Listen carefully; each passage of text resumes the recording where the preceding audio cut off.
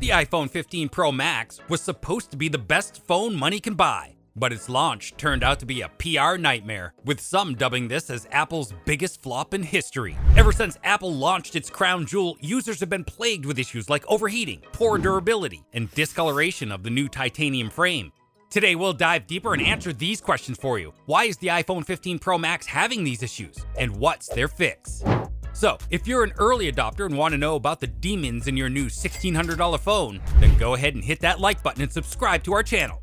The biggest and most widespread issue seems to be overheating. A report in Tom's Guide suggests that simple everyday tasks are causing iPhone 15 Pro models to overheat. There have been similar reports coming in from various users on X, formerly Twitter, but they all point towards different reasons. Some say it's because of the A17 Pro chip. Some say it's the titanium alloy frame, while others suggest that their new phones are overheating because of the new USB-C ports Apple has opted to use in place of the Lightning port.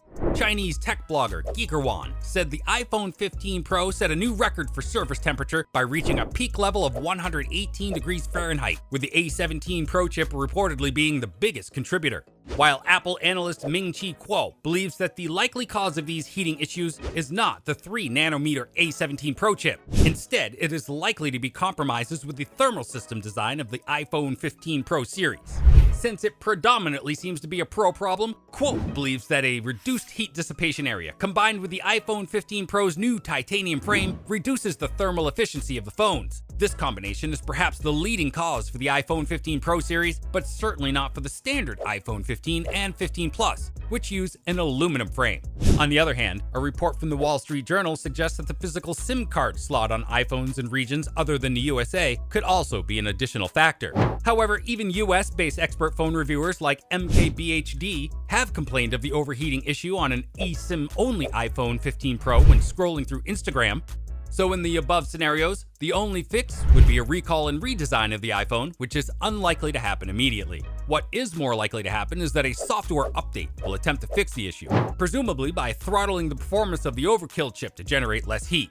Now moving on to another big issue that the new iPhone 15 Pro Max faces is the durability of the device. Some longtime iPhone users have found that the new generation flagship phone breaks much more easily than the older models. YouTuber Jerry Rig Everything went viral for a video he made testing out the iPhone 15 Pro Max. In one widely shared clip, Jerry Rig Everything puts pressure on the device by pushing it with his fingers, and the back of the 15 Pro Max quickly cracks. Curiously, the regular 15 Pro passed the test without any cracks. Furthermore, Sam Cole of AppleTrack performed a drop test on the iPhone 15 Pro. Cole found that the older iPhone 14 handled the punishment much better. In fact, the iPhone 15 Pro was completely unusable after a series of drop tests.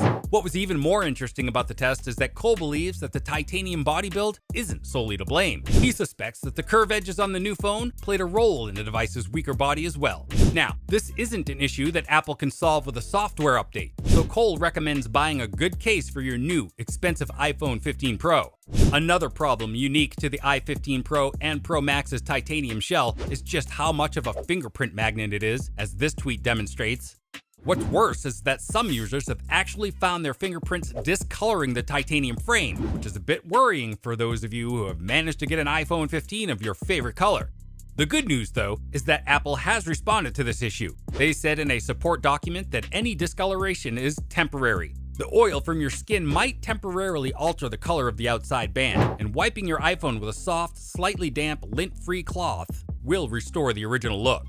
Now, one way to dodge all of this, of course, is by getting a case. But Apple's new look fine woven cases are attracting a whole heap of criticism given their premium $59 price tag. In short, they appear to be extremely susceptible to scratches and stains. Repair experts iFixit literally put the cases under the microscope to figure out what was going on. The good news is that the minor scratches aren't damaging the fibers, but it won't look pristine ever again.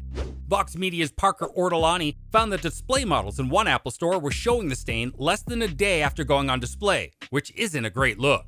Also, users coming from an older iPhone faced a particularly nasty bug on day one, including Apple expert Mark Gurman of Bloomberg. They were stuck in a boot loop upon trying to transfer their existing iPhone data. Apple quickly issued a software update to counter this, but some users were not prompted to download it before hitting the problem. For them, the solution involved a lengthy process of connecting their new iPhone 15 to a PC or Mac with a cable and following some steps. There have also been complaints about performance of the new iPhone 15 Pros. Sometimes this comes by the way of laggy or choppy animations, as this X-user found. There's also been several reports of performance issues on Apple's community forum. The good news is that this is likely nothing to do with the hardware itself, but the software. As all iPhone 15s come with iOS 17 pre-installed, it's likely that Apple still has a bit of optimization to do, so look out for patches over the coming weeks and months, with notes referring to bug fixes and/or stability. Now comes the big question. Is the iPhone 15 Pro Max worth it? Before you hit that add to cart button, we suggest you wait until Apple addresses these issues or releases some fixes. But if you can't wait to own Apple's latest and greatest, then go ahead and take the leap. It's still a fantastic phone. Ultimately, the choice is yours. We'd love to hear your thoughts in the comments below. Thanks for watching, and we'll see you in the next one.